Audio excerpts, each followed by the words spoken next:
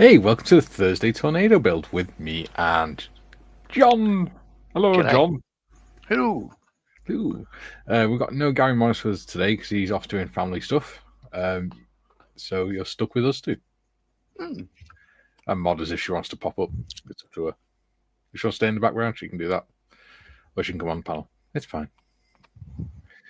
Yes. So, how are you, John? Speaking to you twice in the same day. Yeah. Yeah, all right. Can't complain. I take it got a bit sweaty today Why? because you changed your t-shirt since this morning. Oh, yeah. Oh. Well, this is the one I wore today. The one you saw this morning was the one I had on yesterday, in fact. But it was beside my bed, so I just said, oh, that'll do. Better than you seeing my naked, pasty white chest. Yeah, I do that all the time. Just, that'll do. Just grab that one. Yeah. But yeah. It doesn't stink too much. It's fine. This one's fine. Yeah. We sound totally gross now. Yeah. Hey, how's your day gone? Oh, yeah. Can't complain. I've been working on the Hampden. I'll show you what I've done. I've decided to paint the Bombay interior green color because not that I can't find any references. There's only one of these airframe. There's two airframes, one in Canada and one in I think it's Duxford. Certainly it's UK, but both of them had been pulled out of lakes and all that sort of stuff like that. So I don't know what color's what, but for the Canadian one, it's an interior green Bombay on that one, and I can't find any references. What looks like to me in some photos is some have metallic or silver undercarriage. The photos I could see of this period had black. And I can't tell whether it's an interior green color for the undercarriage. Basically, the instructions say to do all those three green, so I can't see any reference that says otherwise. So I thought I'll do that. And the other thing I did is these. So the bombs in the instructions are bright yellow, but they're not. So I was just doing a color match with a bit of research and stuff. It ends up there a BS683. Let's see. My reference photo is a BS 358 chip 58 light buff, which is like that color. So I've gone for so sort of like a yellowy skin tone now. Yeah, sort of a. Well, it's hard to see on that screen, but it's like a mustardy, beige, buff, color. But that they look right. I mean, a lot of the photos I see are colorized, and they look too yellow. If that makes sense, like stubby older yellow. They're not that bright. That's the problem with colorization. Unless you do a lot of research, then you're never going to get the color right. Yeah, so we'll see how that goes. The props I've primed the gun or the bomb racks and the crutching mechanisms are right to go and all that sort of stuff. So it's coming up the home stretch. Nice. Keep that out of the way for now. Yeah, and we had a good Corporal's Mesh stream. It was good. Earlier. Well, last night for us, but yeah, it was good. Yeah. I had a good chat with Jim. Yeah. That was nice. And you got to speak to Malcolm afterwards. Yeah. Oh, we all did. So that was cool. Yeah. Yeah. Should we go through the chat? Yeah. Yeah. Here you go. Tish says, good morning, folks. Hope you're all okay today. Please don't forget to hit the like button on your way in. Thank you. What accent do you call that? I have no idea. Oh, David is in Good Ale. Good Ale. Matt Muck says, morning all. Hello, Matt. GM's in. Hello, then. I pressed that like button, but it swore at me. I don't like that now. I screwed up, but the bubbles won't wash off. Bubble thinners, maybe? Ooh. I'm trying to find somewhere to put this bloody TV remote. It's really annoying me. There you go. I've got somewhere you can put it. Charmed, I'm sure. Dorkosaurus says, "Good morning, peoples. Good morning, Dorkosaurus." Joe says, "Hola, amigos and heathens." Heathens. I wonder if that should be with a J. Hope all are well today. Hello to our hosts and Miss Tiff, the MVP. Yeah. Or Vim. Very important modders. Graham says, "Greetings all." Hello, Graham. I'll see you in. Happy Thursday all. Hello.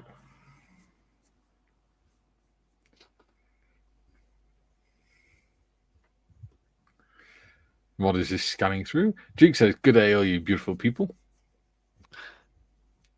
Matthew Ware, good afternoon, ladies and gents. Hello, darling. Jeffrey says, "Howdy all. How's it hanging?" Hello. What's next? Patrick, we might even get some rain on Sunday, do you? Ooh. Cool. You'll be dancing out in the rain. Hmm.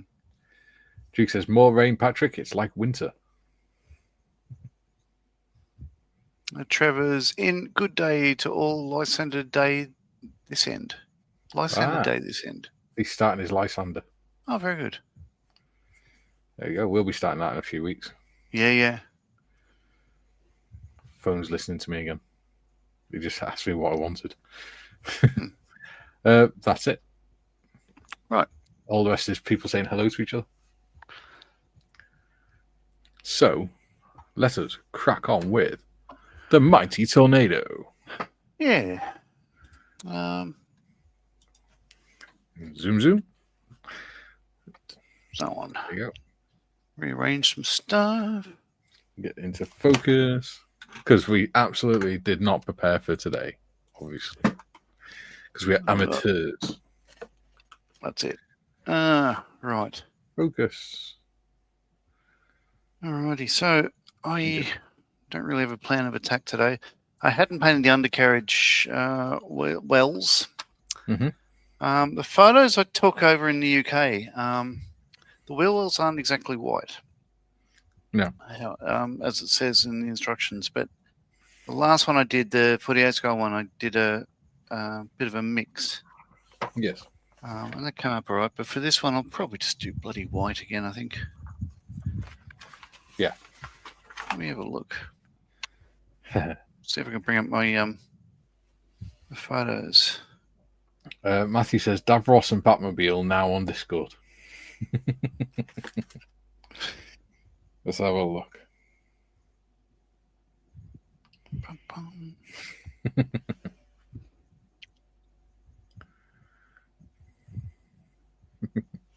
Very good. Yeah. So the photo I've got of the main wheel well, like the oleo, the downlock, and all that sort of stuff are white, but the bay itself, there's a section that's white. It's up here, but a lot of it is, I guess you'd call it a barley grey sort of colour. Yeah. Yeah, but there's so much more detail in the photo than what's on the kit, of course. Yeah. But yeah, based on that, look, I'm not going to. Well, this is an actual tornado, so I'm not going to.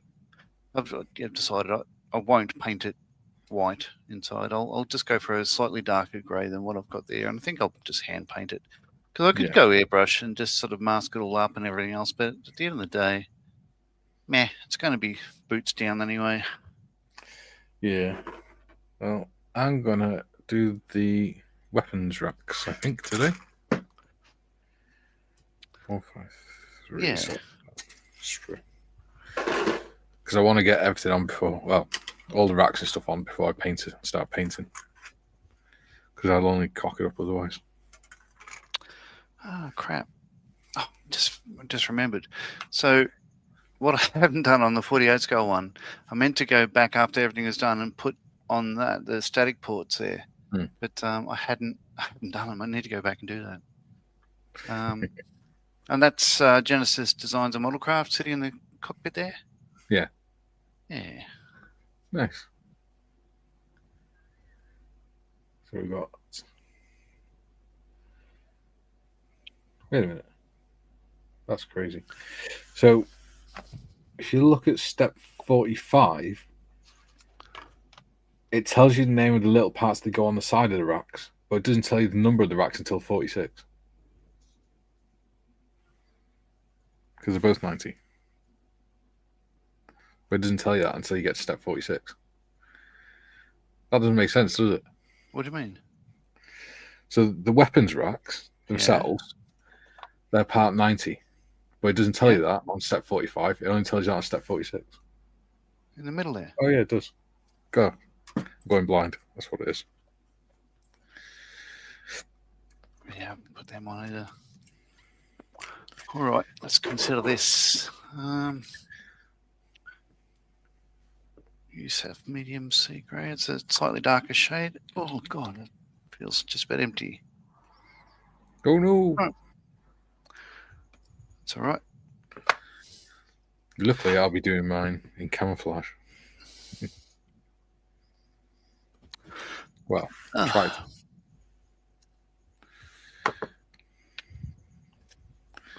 Try to, anyway. Where the hell has my knife gone? There it is.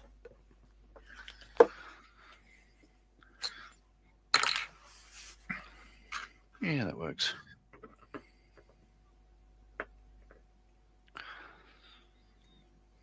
I've not seen Waitrose for the last couple of days.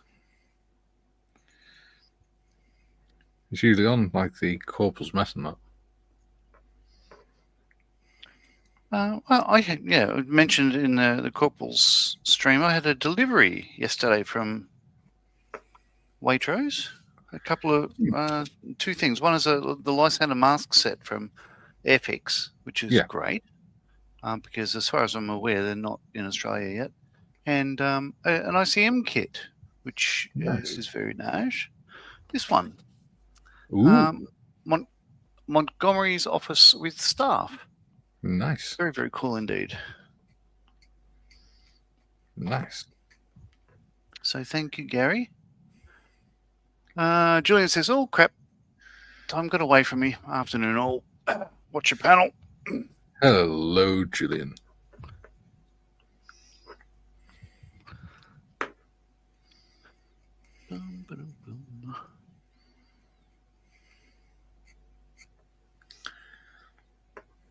And Patrick and Doug also saying hi to Julian.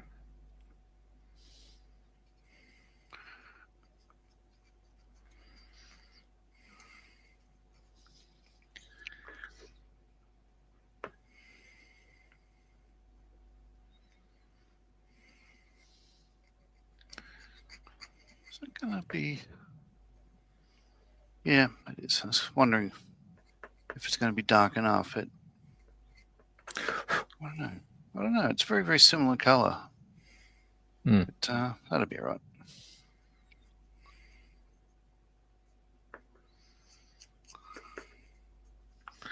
I found out a weird fact this morning. You heard about what? Apparently, mammoths were walking the earth for 1,000 years after the pyramids were built. Oh, yeah. That's mad.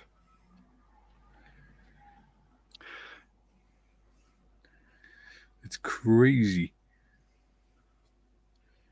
Do you know the main difference between a mammoth and an elephant? One's furry. Apart from that, so, the amount of hair is sort of not that genetically different. The mammoth has what I would call an anoflap. Oh. That it's just under the tail it has so let's call it a butt flap that keeps it from sort of like freezing and stuff like that.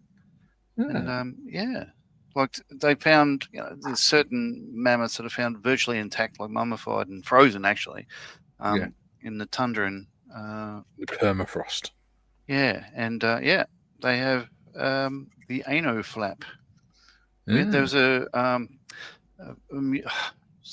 Sydney Museum had a exhibition there a couple of years ago, and that's the main thing that Bron and I learned that day.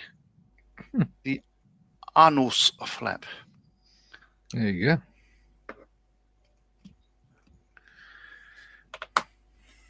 You'll learn something new every day on this channel.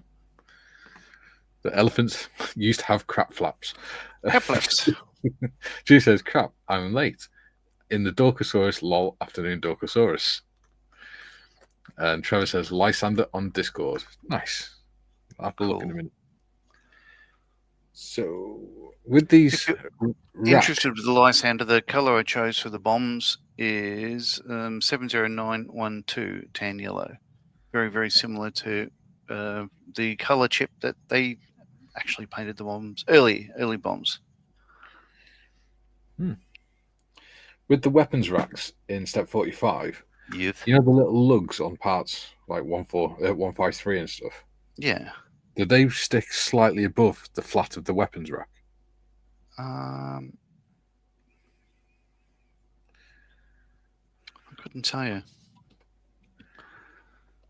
Actually, that makes sense. I'm trying to remember how that was on the 48 scale one. I don't think we'd be able to see them because they're above the JP233s. Let's have a look at it. No, they're not on these ones.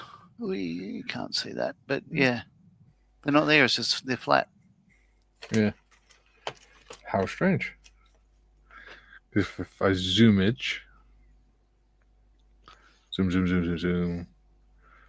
and then get it to focus, hopefully. Hey, oh no, nearly had it. Let's get it. See if we can get it. There you go. That bit there. Oh yeah. So it seems to slot in there. Like that. That's a fun fact I just learned. The Hamden is shorter than a Tornado in the same scale. Huh. How strange. You wouldn't think it, would you? No. Just like an F111 is longer than a Lancaster.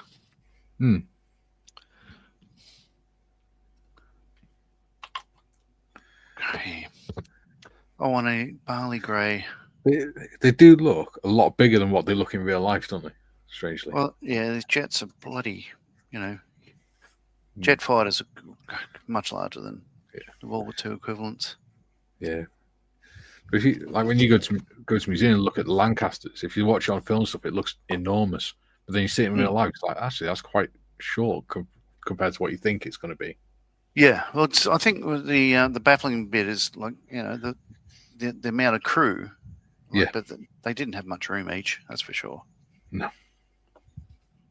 It's like you said, that Hamden was only 3 foot wide. I'm 3 foot wide. Well, not far off. Whoops. That was my coffee coaster.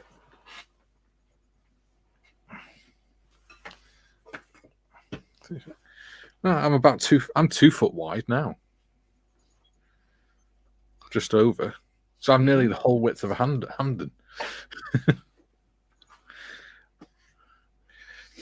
Joe says, that'd be awesome to have one of those flaps.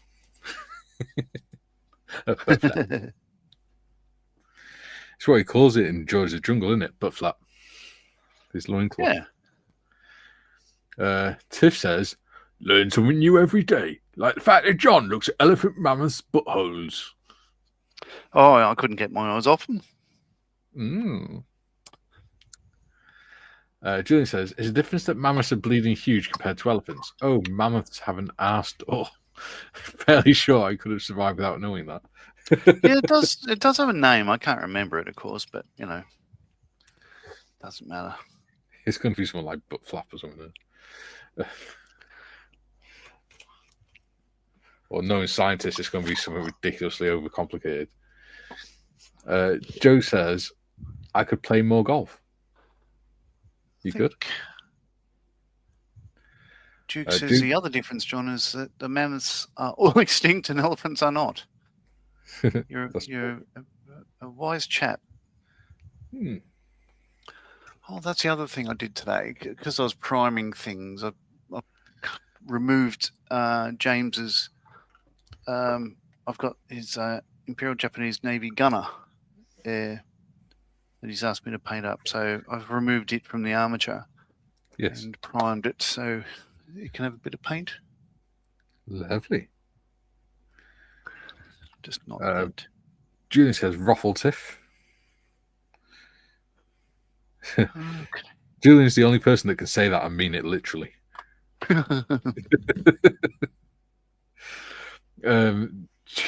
He says, "Yet, Duke, yet." Dogsaurus is laughing at Tiff. Joe says, "Crazy Aussies."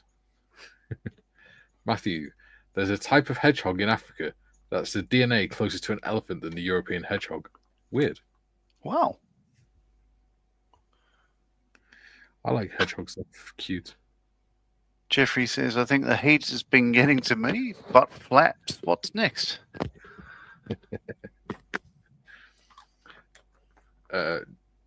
Jem, the views of John M are not shared by anyone else or from the same country.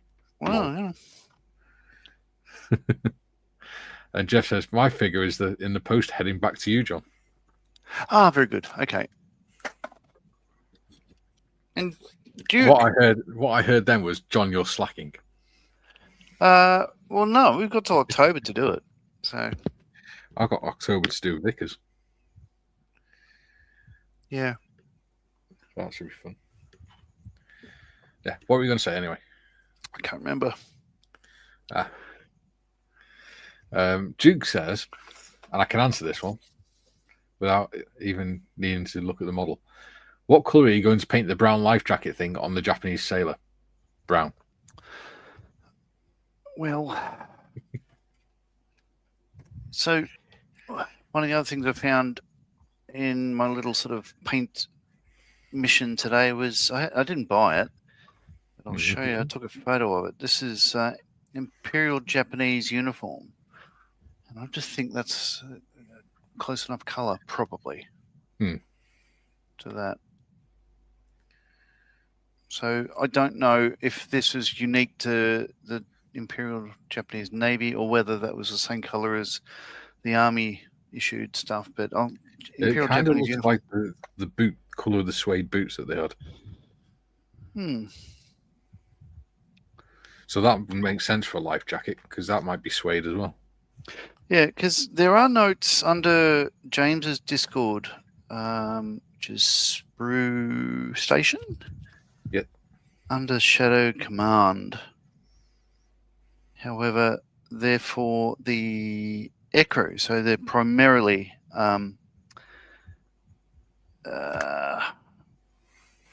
blue. Leather gear, helmet, gloves, boots, flat base. No, it's not leather. Harnesses and straps, shadows, boots. It doesn't really have... Oh, the boots are black. Did they really need life jackets if they were going to fly into buildings, into the side of the ships? Anyway. Well, not all of them were pilots. my guy's a gunner. So I'm going to say that he was, beside the side of the ship and, had a life jacket on. Yeah. June says, I never thought as 2IC research I'd type what is the name of a flap on a mammoth's bum into Google. My life is complete. Who knew what that was missing? And Jeffrey says, 2 shades of brown there. 2 shades of brown. Touche, my friend. Touche. And Julian says, Google says the flap of skin on a mammoth's bum is known as the anal operculum, or simply as the tail flap or sheath. There you go. So, yeah. So it's a butt flap. It's a butt flap. And it goes when it They've got to overcomplicate everything, haven't they? Yeah. Duke says, Julian, I was nearly going to say that about elephants too. Could you imagine being around mammoths when they've got indigestion or something? All you do is farting all the time. Oh, I did see the footage the other day of, I think it was a cheetah or leopard after a hippo, and it protected itself by emptying its bowels all over the head of this cheetah. And oh my God, Legend. the cheetah did not look happy. I'm not surprised. Julian's laughing at Duke. Dieter says, greetings all from France. Rainy and windy with a lot of gusting. Ah. With great Hello gusto. from Wales. Dieter. Julian says, 2 shades of brown they are. Are we still talking about Mammoth's bum? Ew. We are now. Jeffrey says, ha ha ha, too funny, Julian. I just really hope Nia's not watching. She's watching a program all about elephants and mammoths' bums. Patrick says, hi, Dita. GM says, Julian, it's a murky world. We're hearing now. Well.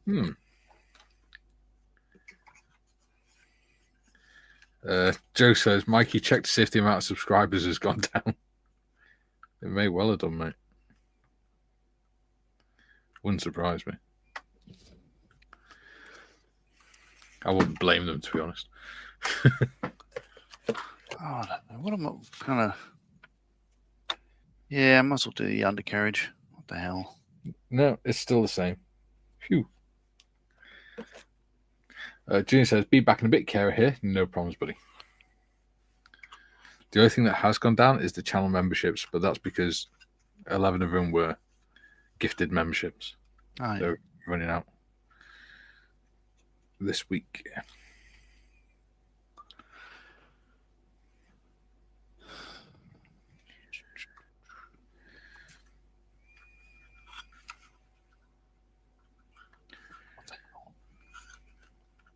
Huh.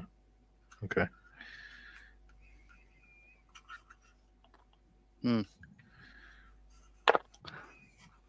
There's a slight.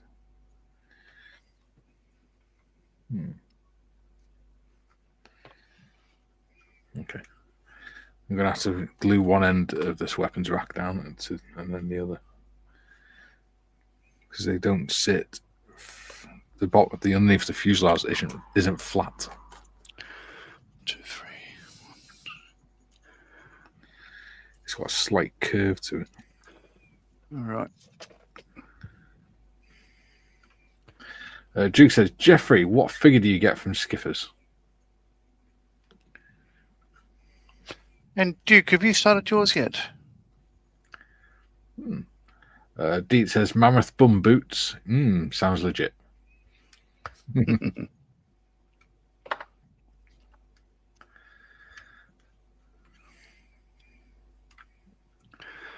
Joe says maybe we should all unsubscribe and then resubscribe to start all over. Sounds like a purge. Like say turn it off and turn it back on again. Yeah, please don't do that because you'll all lose your memberships because the channel will get demonetized. Yeah, it'd be like a dream come true for me. Jeffrey says same one as John Duke. Who's John Duke?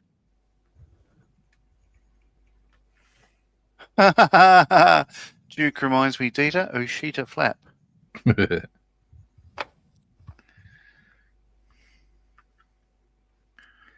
Yeah, we've got 27 people watching.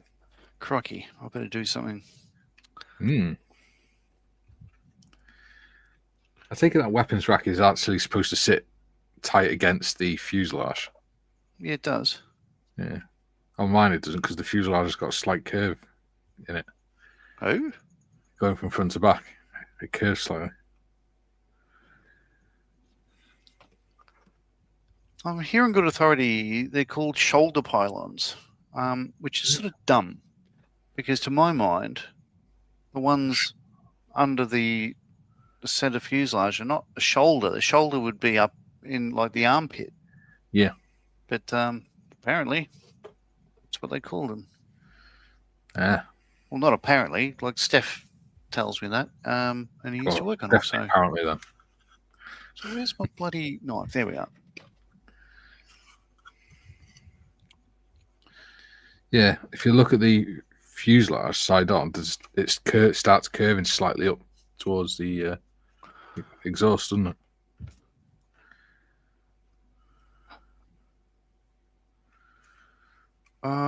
So the pylons, you've got to sort of bend the pylons to conform to the curve. Do you though? I don't think they go past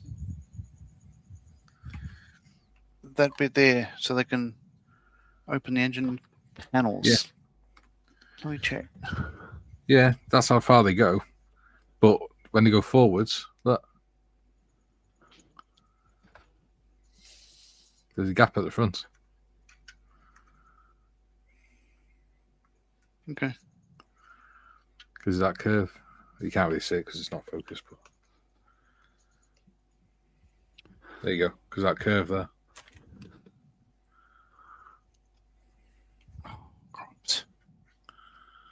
There you go. So you got to sort of bend it to conform with it. There you go. I think it's just more exaggerated on the 1/72 scale because it's smaller. So the curve's slightly tight, slightly more exaggerated. Maybe. Duke says, I have primed mine, John. I am confused with the life jacket. What colours did you use, Jeffrey? Dorksaurus, I have returned. Did I miss anything? Nah, not really. We talk about butt flaps. Duke says, John, maybe the crew would hit their shoulder on those pylons. Yeah,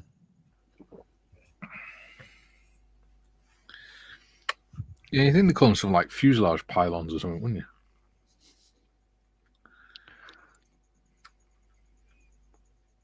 Or weapons racks. let's see. 63.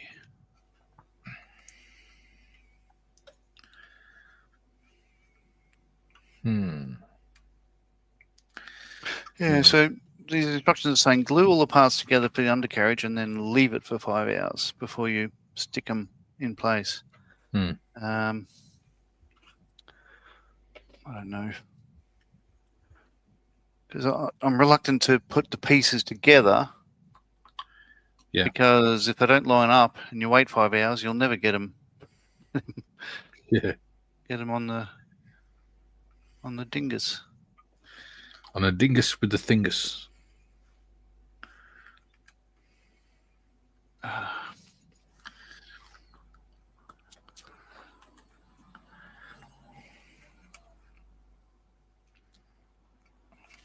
I've got a feeling my weapons aren't going to fit on because of that curve. Unless I can force it into submission. No, I will do it. Those pieces, glue them. Mm-hmm. And then, yeah, because the one that matters is the downlock. Yeah. Right. So 73? 28 people watching. 71. Just imagine if all those people lubed and subscribed. Because that would mean then we'd have 28 likes and we're only just over half an hour into the episode. 7. By the end of the episode, it'd be down to 5 likes. But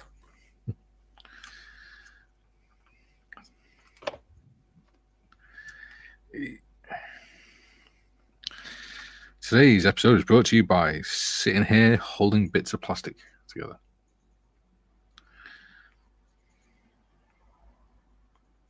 Wow. Fun times. My camera has not broken. I just can't move my hands, otherwise the plastic will come apart.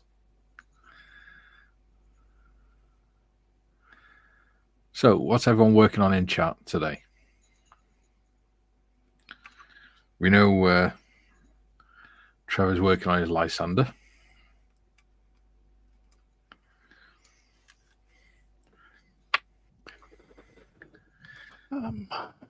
Julian is trying to figure out how he can make himself into a more convincing Dalek.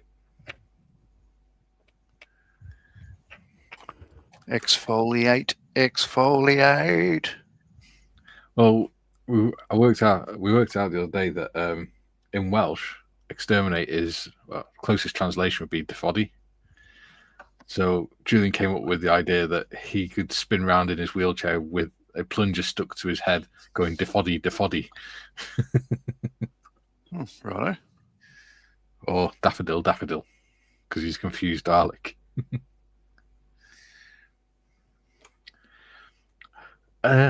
Duke says, imagine all the people. Jeffrey, I went with a few shades lighter sand through to brownish green. I used the glaze method, Duke, lots of thin shades to give it depth. Then I tossed a lot of dirt and crap over them. Yeah. Okay. You're going to have to show us that when it arrives, John. Yeah, if that's okay, Jeffrey. Yeah. Let's celebrate Jeffrey's work. Dogsaur says, I'm working on the 79th Pontiac Firebird. Going to paint and build an engine, maybe 2K clear the body. Nice.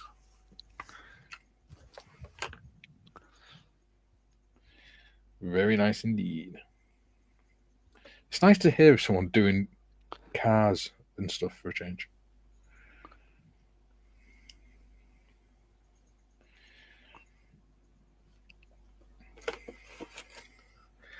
GM says, didn't the late Ken Dodd say that Welsh word? Defoddy, defoddy. Probably.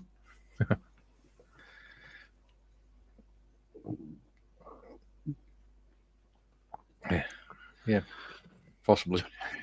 Joe says, I'm waiting on paint to dry on my M18 Hellcat, but wife bought me a cheap little Revell Ford tri-motor airplane. Great practice.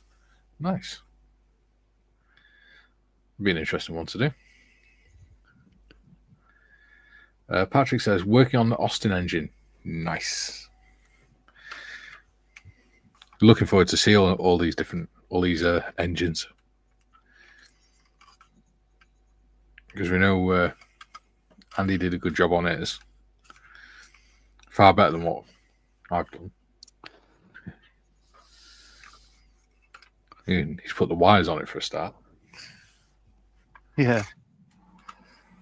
There you go. Gino says, hello, Mikey, John, and Tiff, and to everyone in chat. Hello, Gino. Hello, Gino.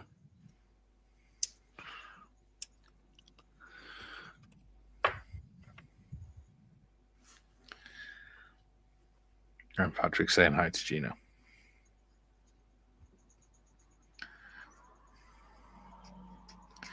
Modders was working on a Model T ambulance last night. Yeah, I had a look at that in Frontline Hobbies yesterday. Yeah. Looks like a cool kit. It is. We've all done one. It's only you that hasn't, I think. I've done other Model Ts. But you haven't done an ambulance. You haven't done the Model T 1.5.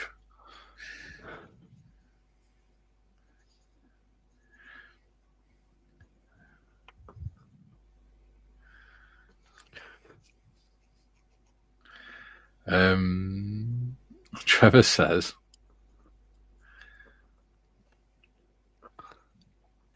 oh no, Patrick says hi, Gino. TBG says hi, everyone. Hello, TBG. Gino says hi, Patrick. Duke says, I'm recovering from night shift. Tomorrow I'll be working on some 15mm medieval knights for a war game in Snake Valley. That's ridiculously small. Trevor says, is there a prize for fitting the PE on the Austin engine? No. If you want to put it on, put it on. If you don't, we'll not judge. Sorry, fitting the what in the Austin engine? PE. Oh. Yeah, why not? Now, I'll be putting 3 pieces on, but 4. So the spark plug terminators, but I'm not. Yeah, I'm not going to do the ones under the inlet manifold. Question is though, Is it worth putting the spark plugs on if you're not putting the wires on? I am putting the wires on. Oh, there we go. So it's worth you doing it.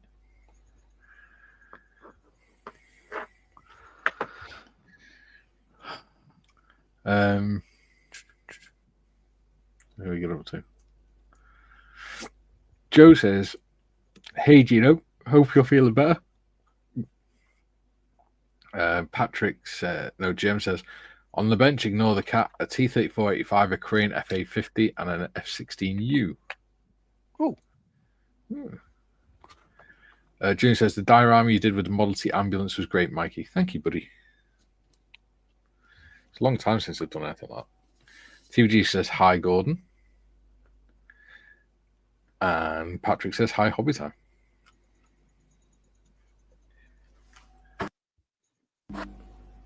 Yeah, not done diorama like that for ages.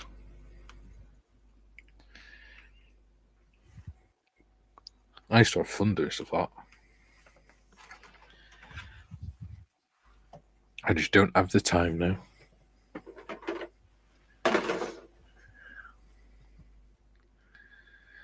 Jeff says, or Jeffrey says, "Just send you a few pics of the figure, John. Feel free to put them up for all to see."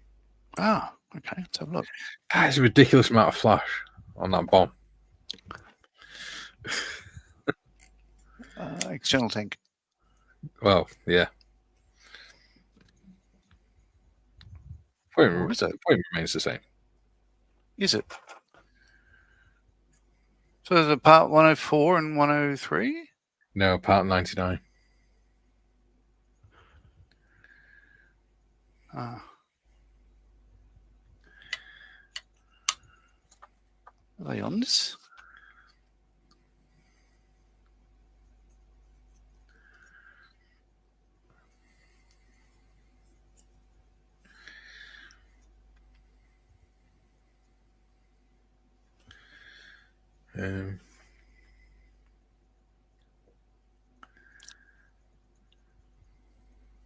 Where the deuce have they gone? Gino says, "Get in there, Joe." Sounded like a song. "Get in there, Joe." Duke says, "I've made my own decals for their coat of arms on the shield and the horse coats, called a comparison." Nice. Well done, Duke. TVG says, "Flash, Sproogu." I make Sproogu out of clear sprue. Because that way then I can use it on clear parts.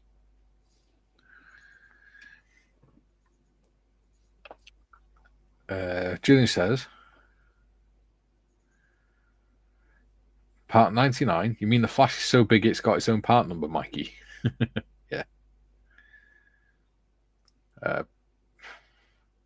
Patrick says, "I always have good intentions for doing dioramas, but never seem to make them." Yeah, I'm the same. Yeah. It's a shame because I really enjoy this a lot and coming up with different ways of doing stuff. Steve says, "Afternoon all, my brain is fried as I've been doing an online policy training this morning for my new job. Has to be done by Sunday, and I'm about a quarter of the way in so far." Oh dear. Yeah. That's not good. Jen says, "Did see a lot of Tonka kit accessories on model sites this afternoon. Must be a popular kit somewhere." Yeah. Yeah. You can carry a lot of stores, so there's a lot of options. Yeah. Patrick says, "Hi, Steve." And Duke says, "Steve, I feel for you." Yeah. It's one thing I'm glad I don't have to do anymore.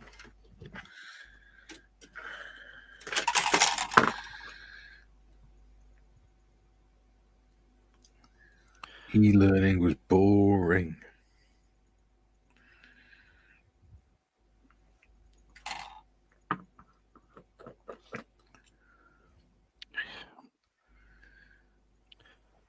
couldn't believe all the Air Force ones where they say, "Oh, you can't keep any aeronautical product. You can't take it home. You can't use it as presentos and all that sort of stuff." And then you walk in his office and he's got a propeller blade from a fucking Hercules, and you think, Well, being Army, we didn't have to worry about stuff like that. Ours was just LOAC. Yeah.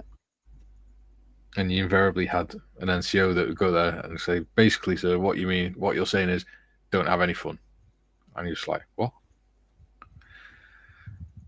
Like, just use your common sense. Don't do anything stupid. Don't do anything you wouldn't want done to yourself. Steve says, thank you. Oh, all right. Now, Julie says, the only diorama I've done wasn't planned. A 172nd Hurricane undercarriage was being a menace, so I pulled it off. I did a diorama of a belly landing with undercarriage as wreckage behind it. Hey, why not? Yeah, I'm still crap at dioramas. I haven't done any. I've still got Duke's sort of cricket figures with the cricket ball without a base. That hasn't progressed. I think part of the problem is, especially with doing the channel, is we're always worried about just dragging out the same topic, same subject for too long. So even though we intend to do dioramas, we just get sidetracked. Yeah, maybe. And then it gets put to one side, and then we forget about it.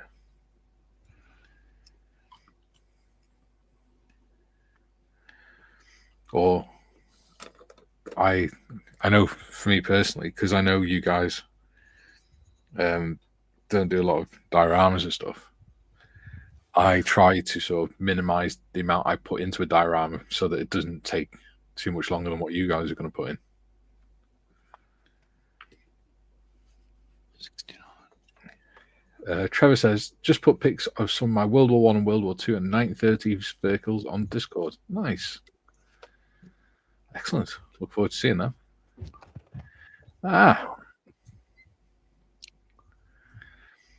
Wait Rose is in. We were speaking about you before. He says, afternoon troops, anyone pre-ordered the new Coteray Defiant yet? Oh, yes, that is exciting. Yeah, Qatari announced a Defiant 32nd scale today. Yeah, Mal will be happy with that, won't he? Even the box art looks delicious.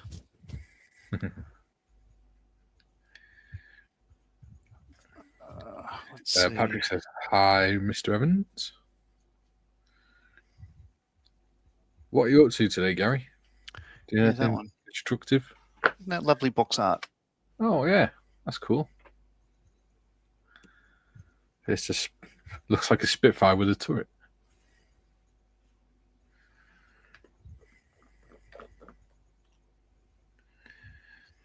I know that will really upset Mal if he ever hears that.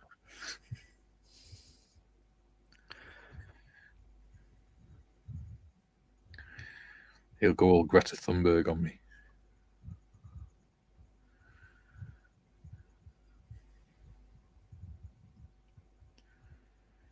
There you go.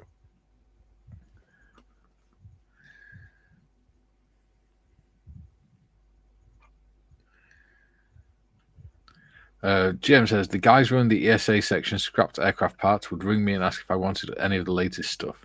3 prop blades from a Caribou, barely pick one up, heavy things. Nice. You know what?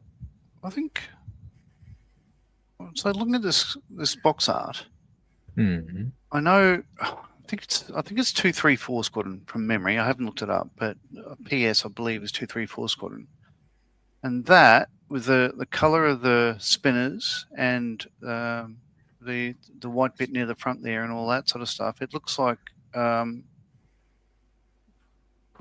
Kilo Anton Ricard, the aircraft that they pulled out of the Goodwin Sands, and it's now at Cosford. Yeah. And if that's the case, then that gunner is an Australian. There we go.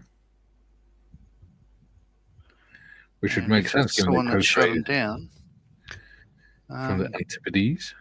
Yeah. But neither of them made it back to base.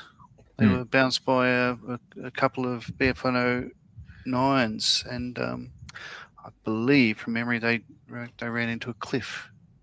Oh, that's unfortunate. Yeah. June says, thought regarding bodybuild dioramas, what about doing the same model off camera and then doing a series of streams especially for dioramas?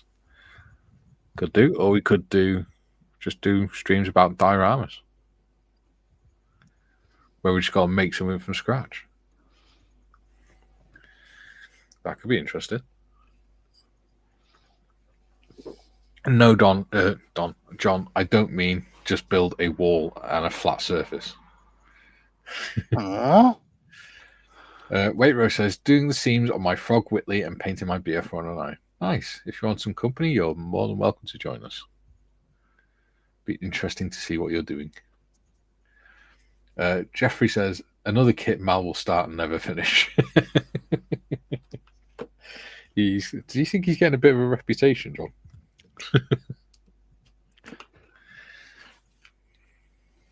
Just a little bit.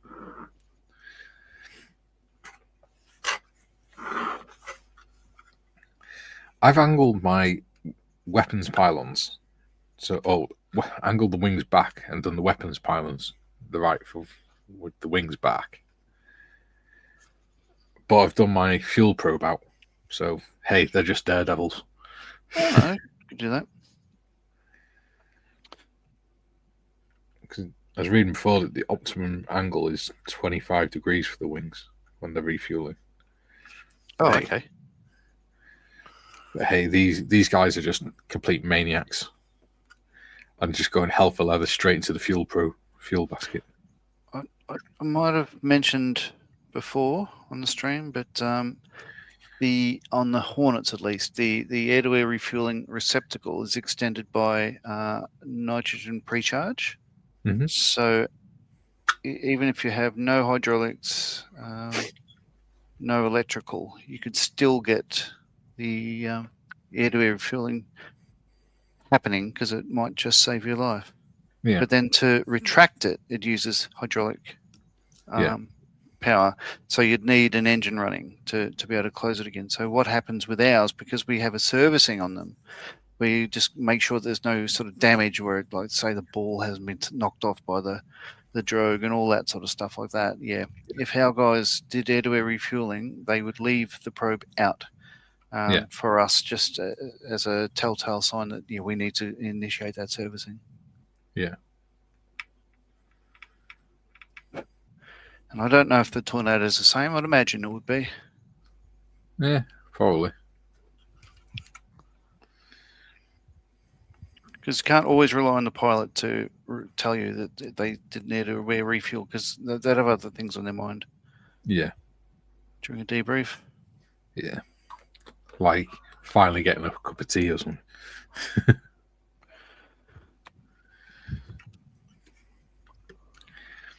Getting off the flight line, stretching their legs. June says, good afternoon, Commander Evans. Jeffrey, I'm working around on a Doe 317 V1 with parasite gliders sitting on top of it. Nice. Oh, very good. Let's have a look at these pictures that Jeffrey's sent up. When you get a break in the transmissions. Yep. Joe says, Mal's not that bad. There's a nice gentleman in New Zealand that has kits from the 70s he hasn't completed. I've not seen any finished kits in his vids. Jem says, for quite a while, there was a CAC Sabre fuselage in the ESA compound. We did have plans for it, and then it disappeared. Gone. Uh-huh. Yeah, that happens. Matthew says, just got my repaired computer back. Woohoo! Nice. Well done, buddy. Oh, that's nice. That was not a cheap mission for him.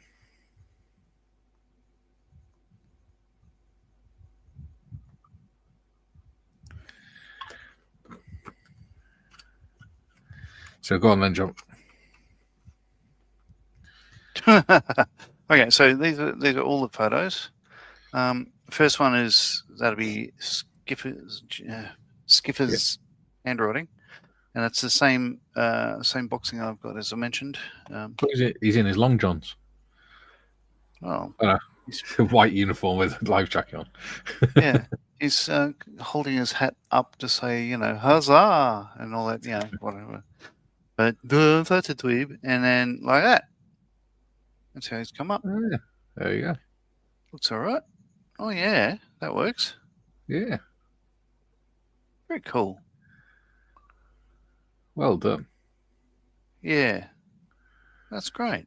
They're really nice figures, I must admit. Like, even removing it from the armature was a pleasure. Yeah. It's, it's quality. Oh, well done, Jeffrey. Or Jeffafar, as Peanut would call him. So totally different sort of build to those dudes. But yeah. I mean, as I said, he's just in primer. He's all white, ready to have a lick. Mm. Oh, paint.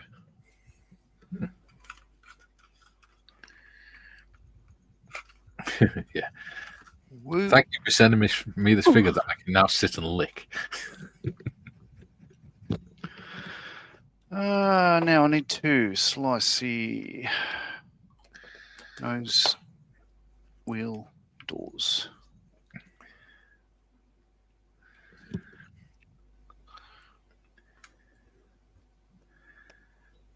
That worked. All right, I'm going to jump across the booth and just spray the bits that are white. Okay. I shall keep them entertained for you. Or try to. Right. Wait a minute. It's my channel. What do I talk about?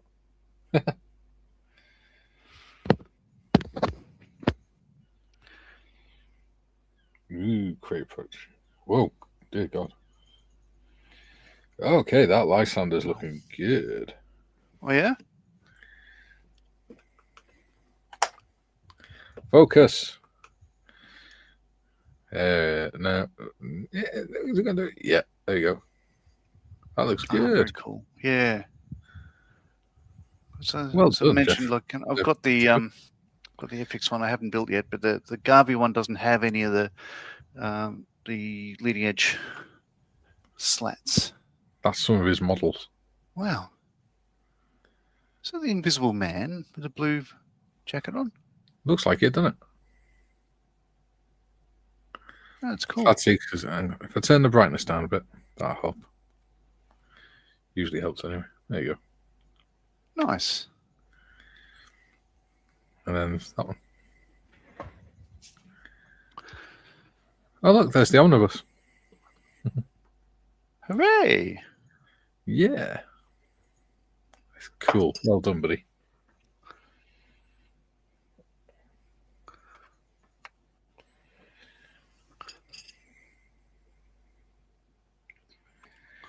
Julian says, weird, I just refreshed one of my comments has vanished. I know neither Mikey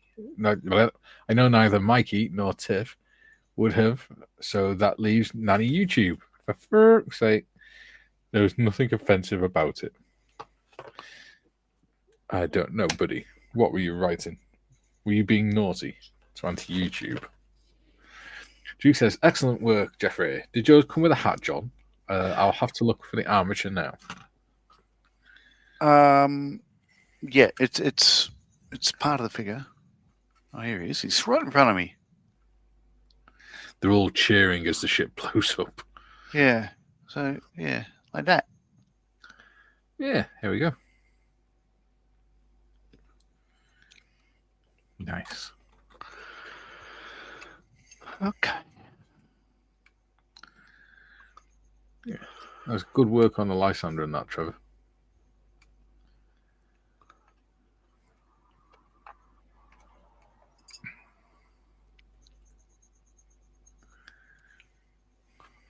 All right. Okay, I think those weapons pilots probably stuck on fairly well now. So there's stuff. Apparently, there's other stuff that goes on the underneath. Huh. That apparently has not come up in the instruction booklet before. How strange. Yeah.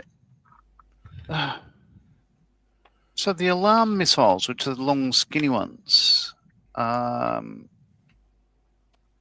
step 58, 59. Yeah. Do you have 2 of them? And where are they? On the 58, sprues. 59. Let's have a butcher's hook. So 174, 173. 174. Part 174. Oh, I see. 174. Yeah, no, it's at the side of. Yeah, okay. Yeah, I don't have them. I must have cut them off months ago. It's the attachment off the side of the one with the external tanks. Hmm. Well, they do look a lot like Part 93.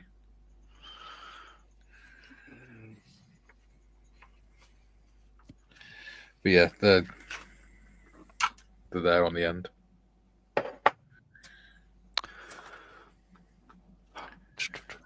Airplane going over. Junior says, no, nothing naughty, Mikey. I was just agreeing with Nodge that the Defiants were in 234 Squadron. Oh, so I was right. Sweet. See, that's what was naughty. You're encouraging John. Jeffrey says, I always prime in black, then a light grey of white from directly above the figure. That will help in depth when using this thin glazing method. Yeah, Zenithal. In other words. Duke says, interesting. Mine hasn't got one. I might have to ask Mr. Skiffins if he wants me to make one or not. I think it'd look a bit odd if half the crew was all waving their hats as the ship blows up around them. Huh. So a bit of difference would probably be a good thing. Jeffrey says, and thank you, Duke. Jem says, Julian, just as I sent a comment, the BBC started, then straight into an advert. Every 30 seconds, an advert. Yeah. Yeah. So, yeah, that box art we were talking about before with that the plane, the Dornier 17, this is the one I believe they're depicting. So that's the one that from the Goodwin's hand. So, yeah, that's pretty cool. Kilo Anton Ricard. I think yellow spinner, and it's got the white patch on the front there. Yeah. I can neither confirm nor deny, but that's my theory. That's what they've gone for. I don't think anyone knows it yet. Jeffrey says the figures are in procedure alfalfa because they're in their whites. There you go. So, Jem, are you saying that there's adverts on this channel, on this live stream? Because it shouldn't be. Because I'm not. I haven't got that level of monetization yet. No, but South Korea, they might have their own sort of rules and stuff. Yeah, true. 89. Cool.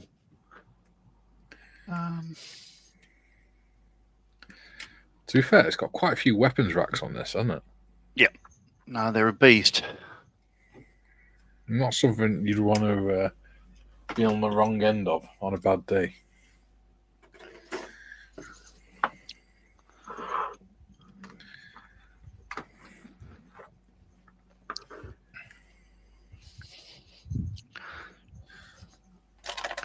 You know what? I'll just leave my camera where it is and just change it so you can see my pasty little ass while I'm spraying over here. Your pasty legs.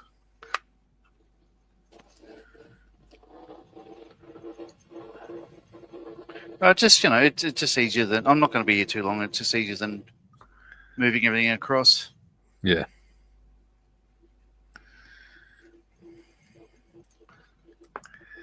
And you can still hear us, so that's all that matters. Yeah. What do I need? White. So, with the camouflage pattern, John, camouflage one, what colour primer would you recommend? Oh, it doesn't matter. Anything at all. Yeah. Usually just a light grey. Yeah.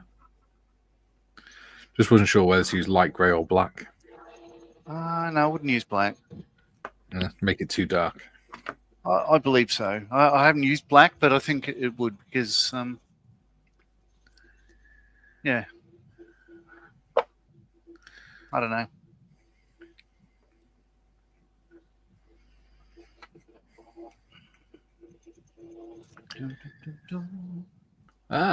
Jimothy is here. He says, hello from Chicago. Greetings to all in chat and to Mikey, John, and Modders. Hello. Hello. How are you doing, Jim? Yeah, we had a great chat off stream this morning. My time. Yeah. There you go. Jim says, Mikey, I was getting ads every 30 seconds. I have to sign into your YouTube to watch you guys as the Korean YouTube doesn't have your channel. I did a restart, ads stopped. Weird. So Koreans are making money off my channel. Bastards. Duke says, Jeffrey, pardon my ignorance. What is procedure alfalfa? Wait Rose says it's a dress state depending on what they're doing, the ship's doing at the time. Wait Rose says, happy to join if you can drop me the link. Modders, if you could please assist, that would be most appreciated. Already done it. Thank you. Welcome. Duke says, good day, Jim. Jeffrey says, Alpha, sorry. Patrick says, hi, Jim. Steve says, good afternoon, everyone. Hello, Steve. And Patrick says, hi, Steve. So, wait for who shall be joining us shortly. Now, get your best posh voice on, John. Yeah, righto. And then I said, we can all get some sleep. I don't know. What do? Yeah, close enough. Sounded more like Tiff, though.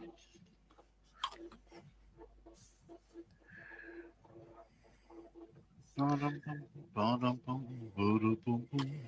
stand by your bed, chaps. Hello, old boy.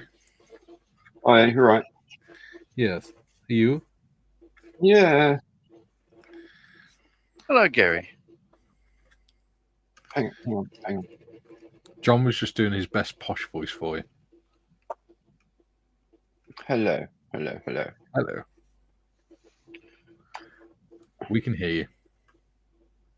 Can you hear us? Hello. He can't hear us. It's no, I can't. It's just it was on another browser as well. A Safari for browsing everything, but to do this, I have to go on to Chrome, and it's just the Safari one was open, so I was getting both streams, and it was quite confusing to hear things like about 5 seconds delayed. But I've closed all that now by the wonders of electronics. Excellent. And I'm here. How are you all doing? Very well. Right. John was just doing his best posh voice for you before he came up. I heard that was actually quite good for an Australian. Anything doesn't involve it's posh for an Australian. Oh, yeah. It's almost like the Welsh with I'll be right there in a minute. Yeah. June says, Mikey, I dropped the comments in Discord. Excellent. Jim, doing very well, Mikey. Thank you. Wonderful tour of Wales, Australia, and England yesterday, courtesy of yourself, John, and Malcolm. Yeah. We did a virtual tour. Yeah. A virtual tour for Jim, so you could see where we all live. It was like a vigil because it did include a pilgrimage site. So yeah. Jeffrey says, Winifred's well. Yeah. Shutting up. No, that's fine. Yeah. Jeffrey says, I'm drawing up tomorrow's tattoos. Duke forgot to change glasses before I started typing. You've got the right glasses on while you're doing your drawing, mate. That would be a bit unfortunate. Yeah. Just a little bit. Duke says, Jeffrey, ha ha ha. Oh, cripes. Phil says, good afternoon, everyone. Just having a quick break. Won't stay long. Put my request into Airfix for 148 Tornado, so expect one soon. Nice. Yeah. And the best of luck with that. Mm. Steve says, we asked 100 people to name what you get for your birthday. Andrew said, arrested. I like it. Yeah. I can't talk about that, though, because I'd love to. Yeah. Patrick says, hi, Phil. And Jem, it's the European YouTube. The IP address is in Luxembourg. Their ads not Korean. Yeah. Oh. Phil says, oh, just in time for an appearance from Wayfarers. There we go. Lucky bastards. Yes. Now, You look to have such a fine gentleman on the channel. Whatever. Now, as you know, I'm a man of science and reason and logic. Okay, And delusion. And delusion. Yes. That's what we call physics, generally speaking. But you know, on Tuesday, I was we went out to dinner, Chinese meal, with all of my Tai Chi group, not all, some guys from my Tai Chi group. We had this big meal out for Chinese New Year on Tuesday. Mm-hmm. And so Tuesday morning, I'm looking at the news and whatever, and it says, all the things you mustn't do on Chinese New Year because it's really bad luck. And one of them is like, don't wash your hair on New Year because it washes away all your luck. I thought, well, a load of rubbish. Anyway, so I had a shower, went out, had a really nice night.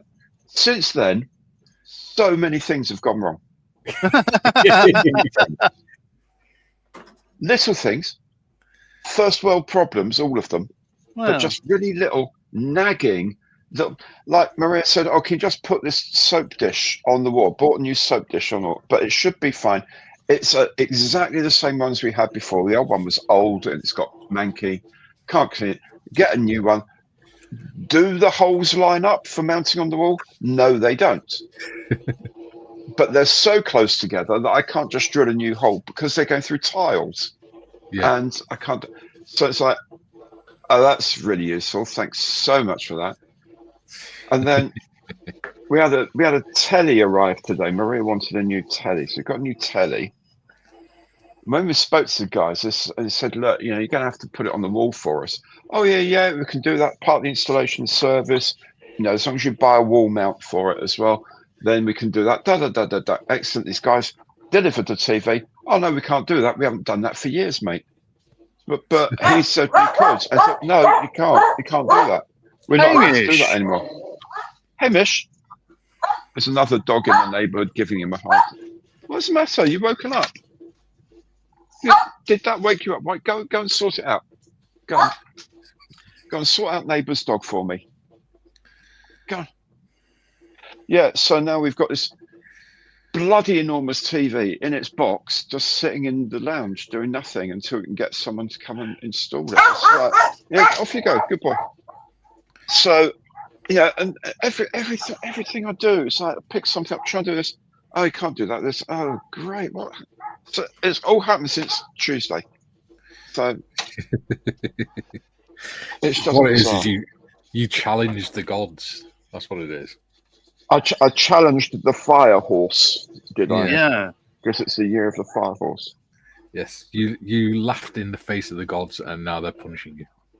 But interesting, there was like 10 of us sitting around the table having our meal.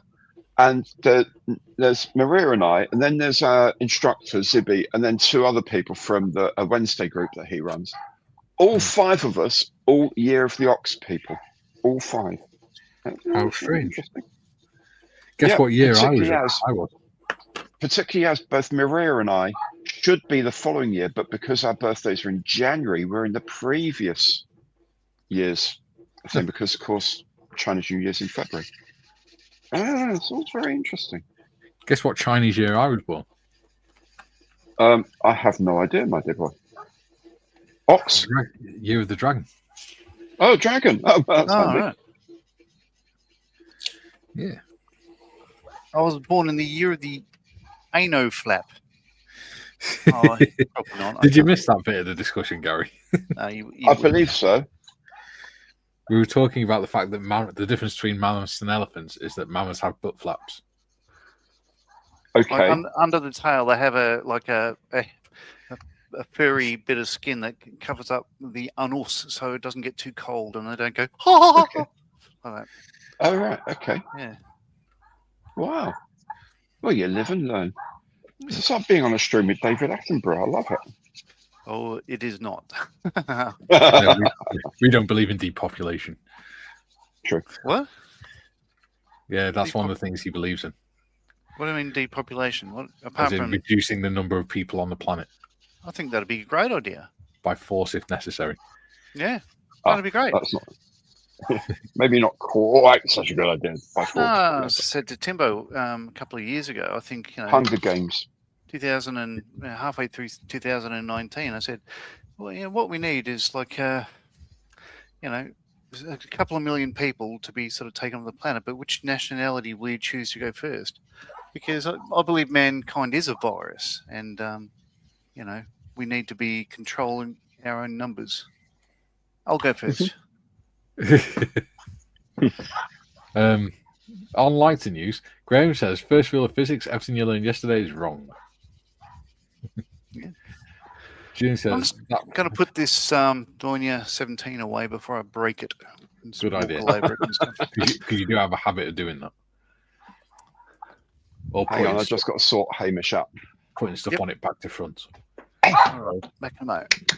June says that famous work about depicting the Norman conquest. If it was in Wales, it'd be the Bayeux Tapestry. Not to be confused Yeah, with the I'm by you. Yeah. Hey, Yeah. Hamish, come here. sculpture. That's a good dog. Up. Julian says he was born in the Chinese year of the dog. There we go. And Jeffrey was a tiger. Excellent. Yeah. 92. So other than that, how things? Not too bad. Most of that back room's cleared now. Kay and Morgan painted 2 of the walls. Excellent. That's going well. Oh, crapulent. I didn't paint the wheel hubs. Oh, well. Yeah. I was talking to my daughter a little bit last night, which was nice. Mhm. We had the Corporal's Mess live stream last night. Of course you did. Yes. We missed you on it. Oh, just you know what? It's just one thing after another at the moment. Yesterday, I didn't do any work at all yesterday. There's just too many other things going on. And so, oh, really? Okay, great. I don't really need to work anyway. Yeah, because all that money that people are heaping in from the government to us, so none of us needs to work for a living, do we? Anyway, hey, I did sort of pre-shade my BF109 a little, which was nice. Yeah, so I got that all dealt with. So that will have. I've got to really figure out the paint order for it though, because it's the order in which I'm going to paint it, not ordering new paints for it. Yeah. Because it's got the. I'm doing the captured version of this, so it's got the original camouflage, and then it's got the crosses on the underside, but then it's got red markings all over the place because it's been captured. But it's then got American markings on it, but it's still got the original German squadron codes on it. Now, Mal very nicely cut me masks for everything. Yeah. So that's grand. I can spray it, which is great. 1/24th, big believer in that. Yeah. But it's the order in which I do everything that's the puzzle. So I think probably the best bet at the moment is just to whack on the underside colour, which is allegedly RLM 76 light blue. Yeah. and then take it from there and see what we can do. Oh, Totally Skull Model says, what year was 1969? I was born in 69, so it's a year of the good-looking rooster. Year of the cock. in British vernacular. Year of the chuck. Yeah, there we go. Oh, there you are. So yeah, cool. It's quite appropriate, actually. Yeah. And as mentioned, I'm actually doing the Frog Whitley wire mess. I just finished a round of sanding down seams and that, but anyway, it's getting there. It's coming together slowly. It's looking good. It's not bad. Very clunky, It but looks then really odd without the tail on it, doesn't it? yeah, absolutely. It looks really odd. It's a clunky old bit of plastic, but you know it'll do. It's the old Frog one. So oddly, the pilot figure and the crew figures are really nice, but everything else is really, really the transparencies are so thick. Yeah, really, really molded thickly. But anyway, we'll see.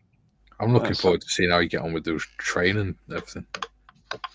Yeah, I still have the little drawing of inspiration on the side there to see how I can do Evening Star at Hooton Station. Yeah, I quite like Evening Star. There's plenty of reference images on it online because it was the only one that was designed to go into a museum. Right. So what it did is they had it on the rails for only for about 3 or 4 years, and then they British Rail obviously got rid of steam in I think it was 66 or something. So what they did then is they put it into a museum, but because it was the last one built for British Rail, even when they were planning it, they said, right, we're going to build this one and we're going to build it so that when it finishes working live, it's going to go into a museum. So what they did is it's painted green, which was usually the passenger train colours for British Rail at the time. But it was a 9F locomotive, which is a freight locomotive. But they painted it green because that meant then, even if it could either transport freight or they could take it to railway shows and use it as a propaganda piece. Right. And, pull passengers around in it, things, if they wanted to. So it's and one of the and its colour made a difference. Well, yeah, because freight locomotives were just black. Right. So what they did is because they wanted it to look nice for passengers, they painted it in passenger colours. Right. In the green. Okay. Because it looked better than just painting it black. Okay. Yeah. Which also meant they had to keep it a lot cleaner. It actually had a few accidents, a couple of accidents. It was based in South Wales at one point. Well, that's an accident for you. Yeah. Steve says, what was 1969? Yep, a cockerel, or as the Americans call it, a rooster. I think Modders is on a strike. I wonder what the Chinese call rooster. Like, what's the Chinese word for rooster? Dinner. No, that'd be pangolin. Too soon. Oh, the chickens' feet and all sorts, don't they? Chickens' beaks and things. Beaks and arseholes. Yes. Sounds like McDonald's chicken, allegedly. Went to a place in Chicago some years ago and just walked from the hotel right on the South Loop. So just north of the South Side, which is where you don't really want to go. But so it's a kind of like a local area rather than a sort of big touristy thing. So we walked along this street where the hotel was and eventually came to a Chinese restaurant. So it's full of like lots of Chinese people, which is normally a very good sign. And we went in and the menu literally was half for Europeans and the other half of the page was for Chinese people. And all the menu for the Chinese people was just in Chinese. They wouldn't even translate it. And he said, well, what's this? Oh, you don't want to know. Okay, all right. And you certainly don't want to eat it. Okay, fair enough. Well played. I'll order from the amateurs menu here then. And it was divine and really not expensive at all, really, really cheap. But yeah, they're bringing out all sorts of bits of various animals for the Chinese guys who were lapping it up. I mean, loving it. So, all right. So I just did a Google. Born with it.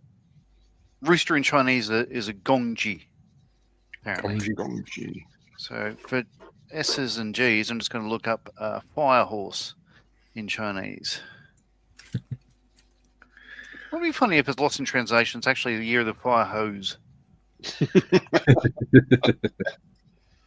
A bingo.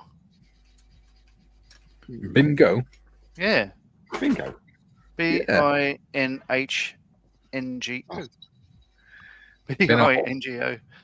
Yeah.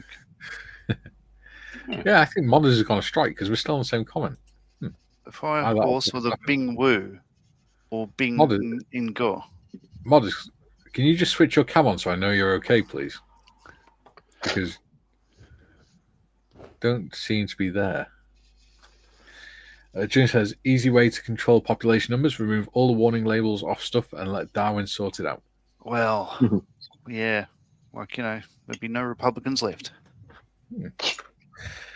Anyway, John, you know the rules. TBD says, I thought you were barking. Tiger.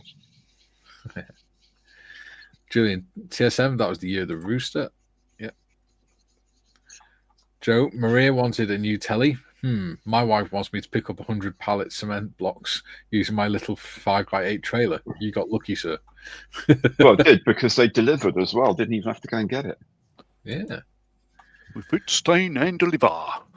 Although it did take 3 of them to bring it in the house, which is a bit worrying. Joe says, being pulled by my little Subaru. Oh. Cool car. Cool. Jim asked a question. Gary, do you find appreciating your Do-An aircraft worth the effort?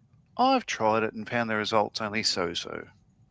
It depends very much on the final finish. If I'm doing something like an RAF camouflage scheme, because the way I tend to paint it is like paint everything brown on top first and then put the green on top, especially for smaller ones, then there's no point, because by the time the green goes down, then it's lost any pre-shading underneath. If I'm doing, say, the undersides, or if I'm doing something like, well, I did the B-26 Marauder, the top was all olive green, no, USAF olive green, then it works really well. Or if I'm doing a helicopter that's all green, like a Huey or something, because it's all one color, then I find the pre-shading works really nicely, just to give it a little bit of contrast in the panels, basically. And on 1/24th, I do it again because the panels are relatively big, so it gives a little bit of contrast. But yeah, it can get lost if you put too many layers of paint down. Yeah, then it does get lost. I find it works better with lacquer paints than with, say, Vallejo acrylics. The coverage is you can have a lot more tip control and lighter shades and stuff like that with the smellier paints. I'm fitting what they call Hindenburger tanks for this one, which are the larger ones. They're 2,250 litres, whereas the standard tanks are 1,500. Right. Just because I haven't done a tornado with the Hindenburger tanks. Okay. So, variety, they say, is the spice of life. They do say that. Joe says, 69, sure it wasn't the year of the Richard. Yes. Jim said hello. It would be, because I was born there. Hello to Joe. Jim says, Jim. No, Joe says Jim. Julian says, joke, girl tells her boyfriend at breakfast that cornflakes were created to control masturbation. He looks at the box and asks, so why is there a massive cock on the box? There we go. I thank you. Yes. Jim's laughing. Jem, it's worse in China. Too many boys to girl ratios. Now guys everywhere are ignoring the girls. Ha ha ha. Ha ha ha. That is funny. Julian, oi, not everything in South Wales was an accident. That's what your parents told you. GM says, ducks are dinner, chickens are barbecue, Chuck's feet marinated. Yeah. Joe says, she wants no delivery charge. Apparently someone spends too much dollars on golf and plastic model kits. What? How dare she? No such thing. No. June says, it seems there are slightly different animals every year. 1970 was a metal dog. Great. I'm bleeding canine from Doctor Who. Well, at least it's sort of accurate. He did have wheels. But he doesn't go around saying, evening, master. Ah.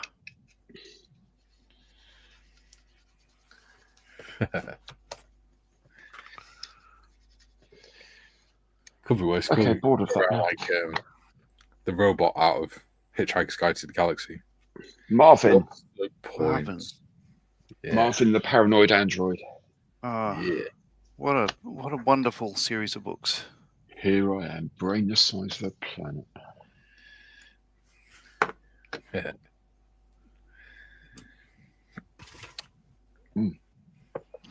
So we've got 4 of those as a Folio Society edition, so I've just got to get the last one. Oh, I should just get the bastard.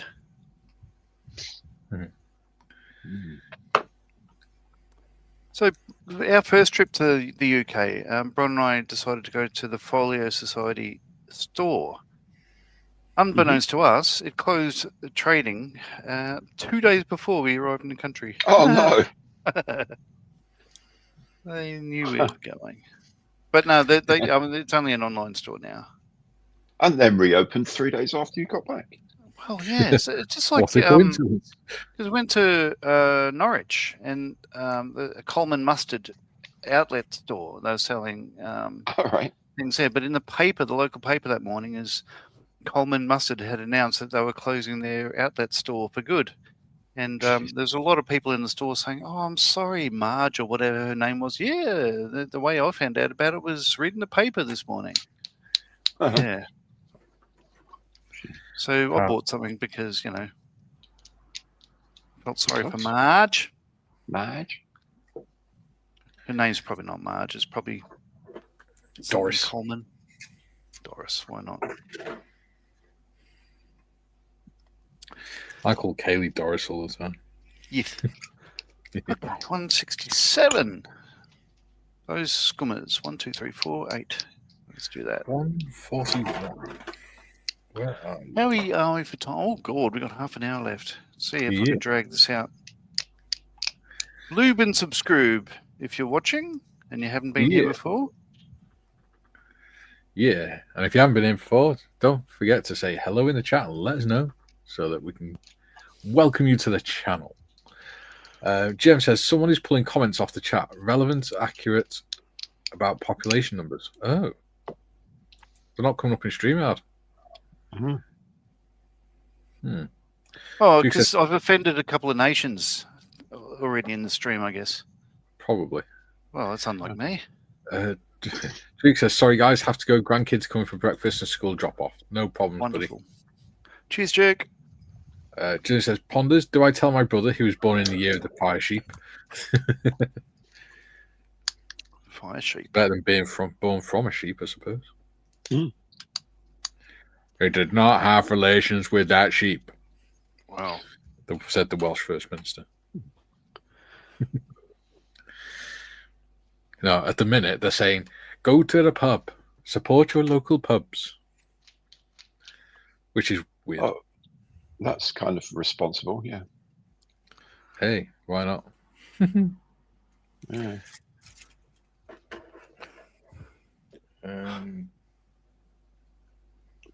Anyway, that's enough about politics, breaking my own rules. But the Dow's at 50,000. That's not politics. That's just a financial report.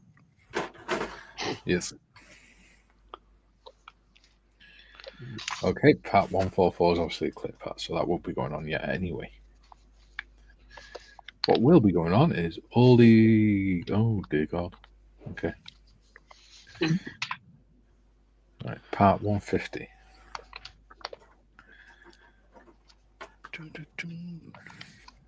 Oh, bugger. Just cut one of the locating skummers off the Hindenburger funds. Jim says, what was the animal for the year 1964? I'm going Let to me say Google that. squirrel. Yeah.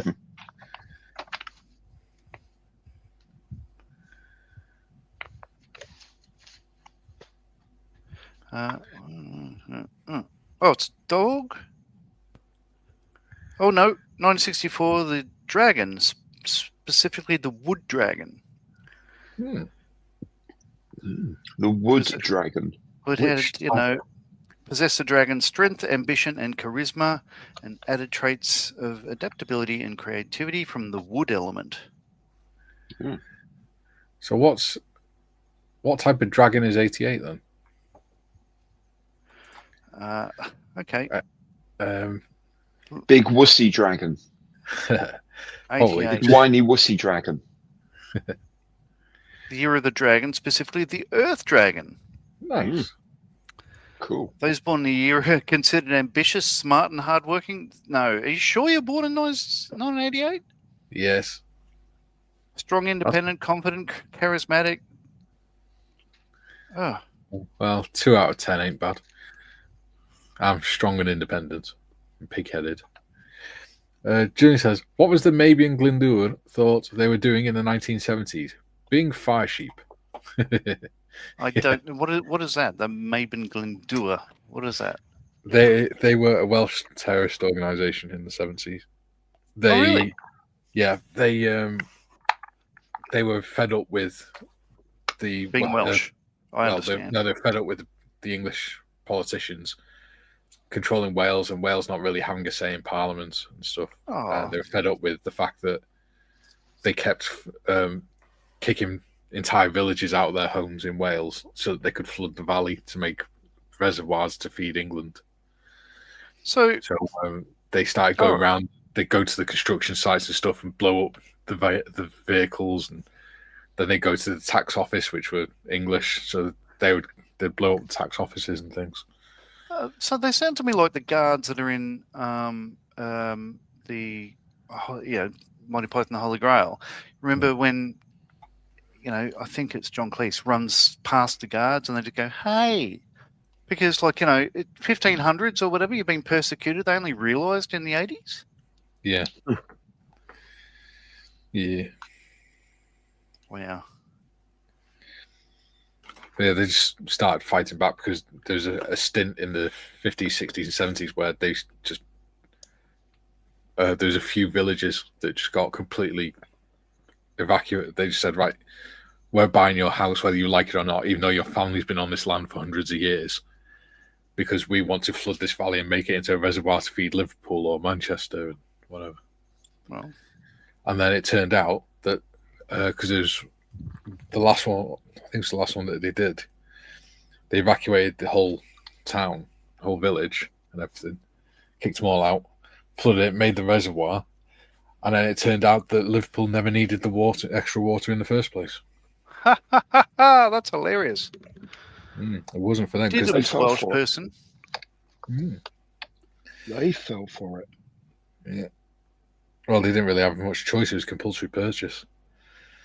Oh, but yeah, so then an organisation or a group of blokes in a pub decided they were going to start fighting back. So they always did it at night though, to make sure that no workers were around and stuff. They go to the construction sites of the dams and things and blow up the vehicles and stuff and sabotage them. And so, one more time, what was the organisation called? Maybe in Glyndŵr. Right.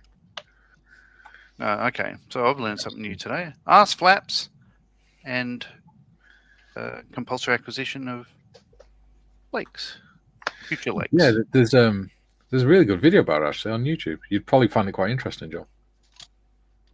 Probably.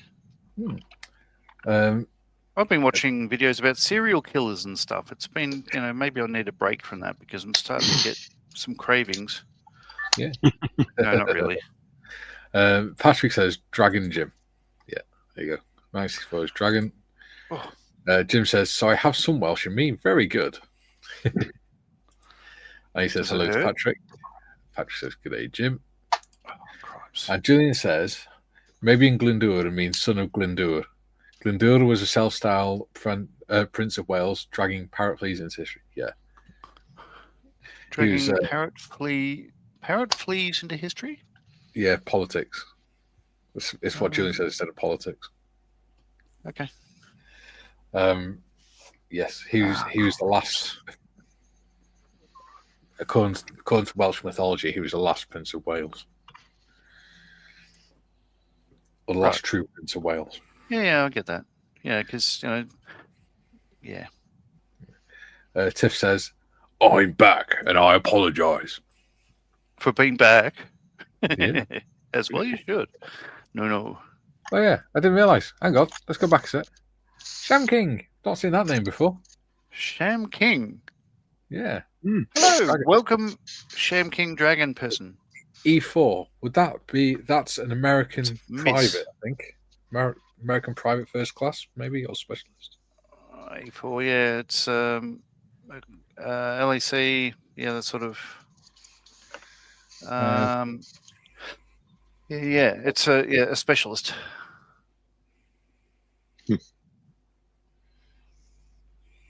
For those not in the know, so all the enlisted ranks in America, and they're adopted by the rest of the planet. All the enlisted ranks have an E, and then the number is you start at the E0, the 1, 2, 3, 4, and you go up all the way to probably 9, and then the officer ranks, the ones that aren't enlisted per se, but they're commissioned, have an O. So they go O1, O2, O3, and so I could look at, say, I was an E6.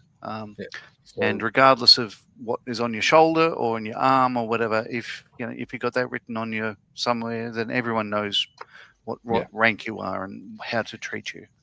So E4 is junior enlisted pay grade, typically held by specialist or corporal. So I would have been an E4 then as well, because I was a crossman. Yeah. Knew a couple of officers, one of whom is an oh no, and one was an oh my god. Yeah. Oh, Steve says, on my bench is a 1/350 scale lady. It's going to be a long build. Yeah, specialists are technical experts without command authority. Yeah, so craftsmen would have been the same thing. Yeah, so most of our our Herc tradesmen were E4s. Yeah. E6 for is getting into the supervisory role, which is what I was doing by then. Yeah. David says, allegedly they are now all part of Plaid. Yeah, that would not surprise me, actually. So what is Plaid? Plaid Company. Party of Welsh Party. Party. Oh, okay. Okay, that's fair enough. The Welsh nationalists. Well, that's all right. Fight for your independence. Just my view is, don't actually become independent, because then you'll find you have nothing. I agree. Julian says, I remember you posted that video on Discord, Mikey. Yeah, if you could find it again, Julian, that'd be cool. Yeah, my view is you'd be stronger together. Yes, I agree. Just like the EU, but no politics. Julian says, I remember you posted that video on Discord, Mikey. Yes. Jem says, Life of Brian, I recall a certain Welsh group trying to kidnap the wife of someone high up. Yeah. Yeah, it was. I remember that. Joe, so there's actually a TV show called Bodadar Baob. Yes. It means good morning, everyone. Baob. Yeah. If you say Baob on its own, it's Paub, which is with a P. But because it's Baob, because it's in a sentence, it's mutated. Yeah, because English. Oh no, hang on. Because English came after Welsh. June says, Tiff, you don't have to apologise for being back. Only I do.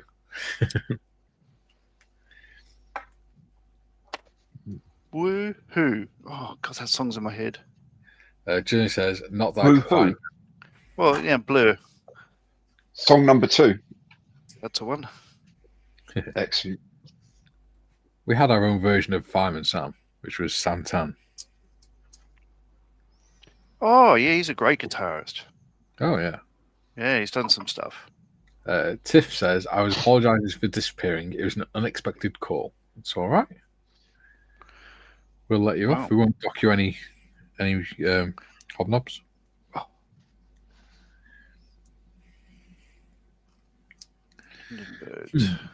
Where does 150 go, John? Whereabouts? Roughly. What is 150?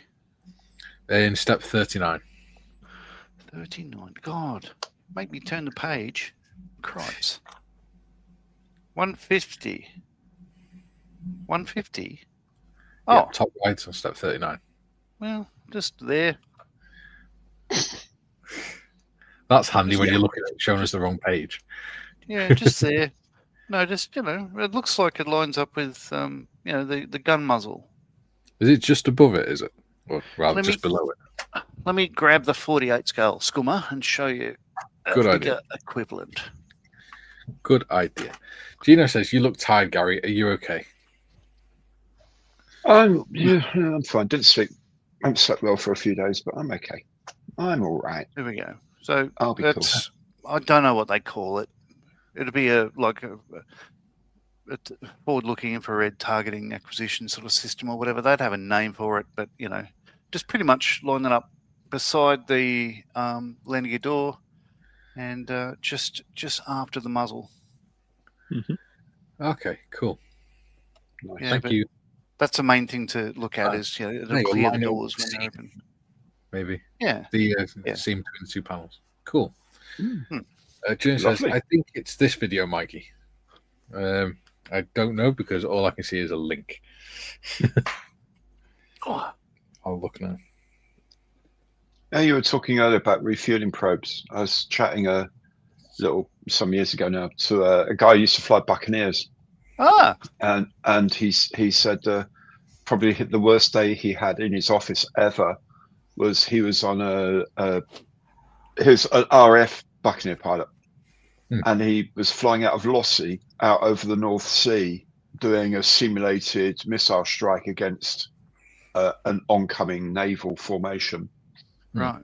And so they went out high level to begin with. They went scuttered down to really low level for the stream in, popped up, theoretically launched their missiles, turned away, scream out at low level, climb up, and then refuel. And that's the point that he realized he actually hadn't had the refueling probe fitted, because in those days they didn't retract. You either fitted it or you didn't, and he hadn't checked on takeoff. So he said basically he got into like Stornoway or somewhere like that on fumes, and good luck and a following wind. It was like, yes, I never ever did that again.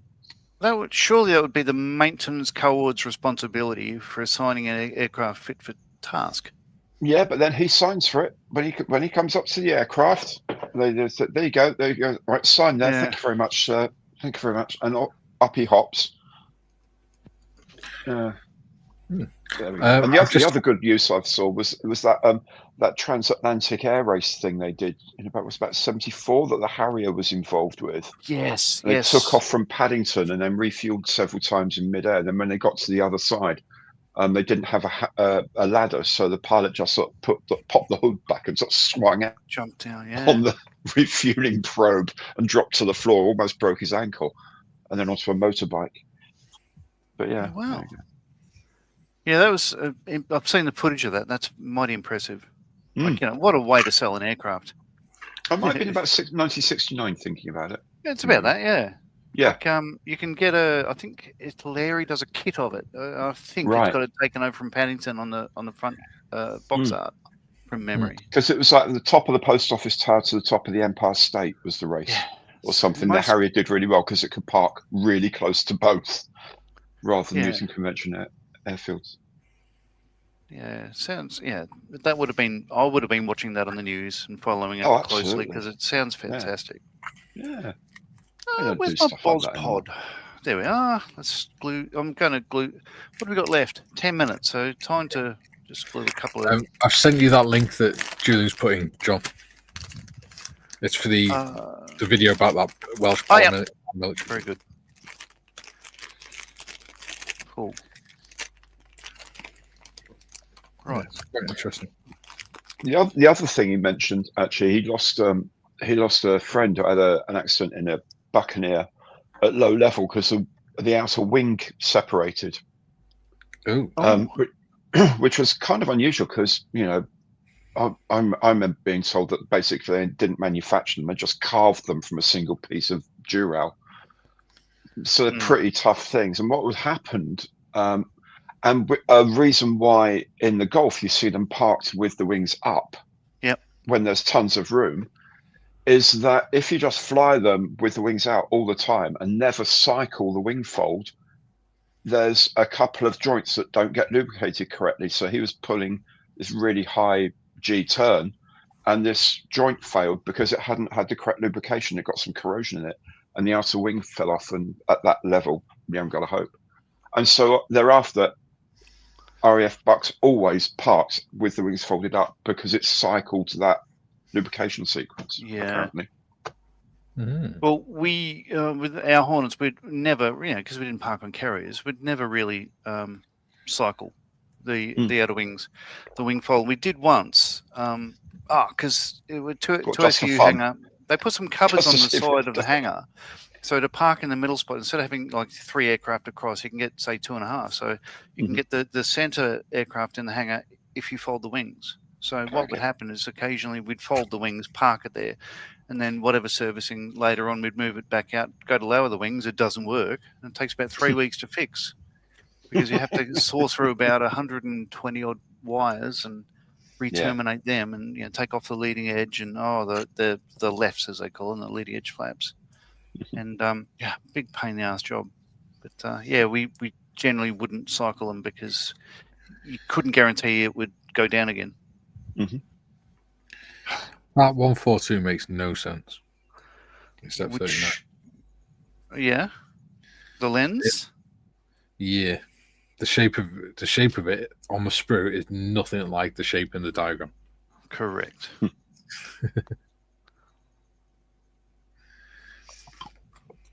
Yeah. So I believe I'm missing that sprue anyway, that clear sprue. I'll do what I can, but come on, glue. There we go. You're your thing.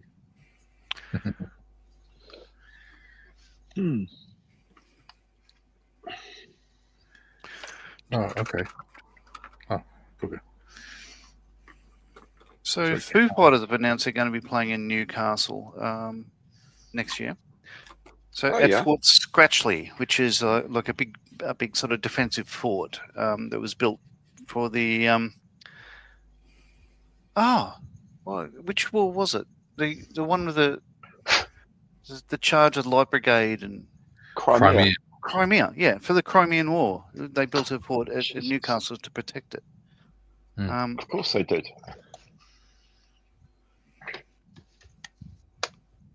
Yeah. So what they've done is they've done a Hollywood-style thing. But instead of saying Newcastle, it says Newcastle. Isn't that cool? Love it. So Fort Scratchley, you can see the big guns there. Right, because it's to defend the harbour. That fired shots in anger, and it was fired upon by the Japanese in World War II. So Newcastle is one of the few places in Australia that was attacked directly. What sort of size are those guns? Oh, I could look it up. Just out of interest. I mean, they're relatively new. They're not like old cannons, Armstrong muzzle loaders or something. No, there would be. It's pretty incredible, actually. Things where well, we're low on ammunition. Well, phone up the local museum, see if they've got any.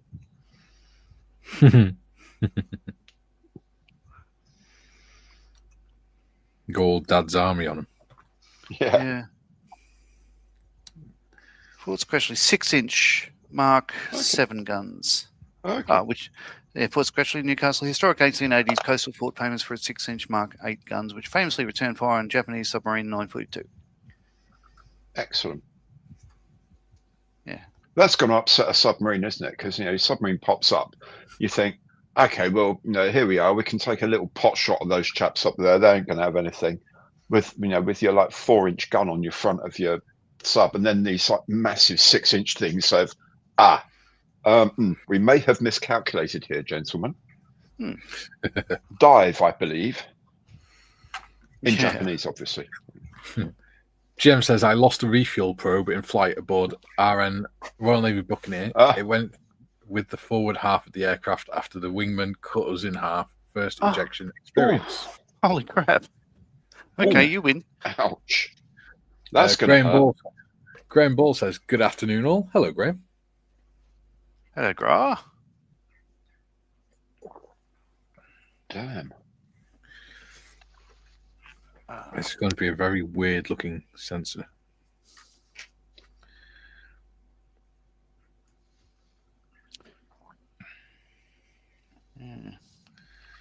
But it'll do. It'll do for my purposes. Yep. All right. Near enough for government work. Yeah. I can always sand it to shape a bit better. Yeah, so the last time I built this kit, it was all the ordnance were Edward brass end ones. So I haven't actually used the kit pass before, and I'm not overly impressed. But yeah, it'll do. It's a good price. This kit, it's fairly cheap, but it is years old as well. And I've broken that antenna off. Okay, that's gone. You don't need that. All right, I'm going to stop there. So I've painted the undercarriage white, ready for assembly next week, and got a couple of external stores ready to go. Oh shit! Yeah, I found it. It's a little tiny. A little, yeah. It's just that one. It's never the other one. It's just this one keeps getting bent and broken. Yeah, I'm not going to put mine on yet.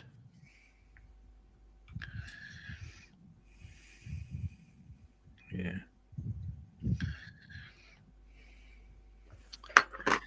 Jim says, hello, Graham. How's the Phantom coming along? And the Grand Fromage says, word up. Yo. Hello, Malcolm from Jim. And Malcolm says, hey, old John. Hey, old John. Hey, old John. Yeah.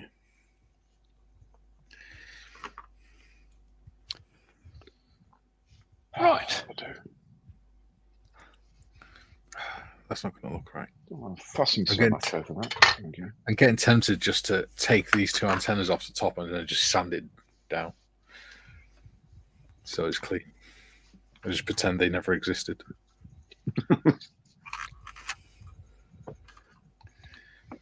Because, yeah, I do stuff like that. And that's how you do avionics maintenance in the Royal Air Force. Yeah. Sand it down and pretend it never existed. Where are these aerials? What aerials, sir? Never heard of them. I haven't got a TV. Don't need an aerial, sir. Don't know what you're talking about. Yeah. Nothing like rabbit ears. Yeah. Yeah. Here we go. We've got less than a minute left. So, stream was made exponentially better by your presence, Mr. Waitrose. Well, I don't know about that. It's nice to see you all. Nice to see you. Nice to see you. To see you, nice. Yes, that's all right. We are allowed to reference that one. Yes. You have to be so careful these days not to pick a phrase, a catchphrase from someone that's not talked about anymore. You know what I mean? Especially from the 70s. Tommy Kangaroo Down sport. Yeah. All that Jake the Peg stuff, very suspect. Yes. So yeah. Anyway. Yeah, still got 23 people watching, which is cool. Which is wonderful. Yeah. So we're back tomorrow with the Humvee build. Humvee. Yeah. I decided last night, Gary, instead of painting my soldier in camouflage because I tried it and it came out crap, I respray him and make him into a civvy. So it's a citizen army. Fantastic idea. Yeah. Malcolm says, diddle, diddle, diddle, dum. Yes. Yeah. Cool. Right. So back tomorrow, 12 till 2 with the Humvee build. Hopefully, Mr. Morris should be with us by then, if nothing's gone wrong. So, yeah. Until then, Hulvar for now. All right. Bye.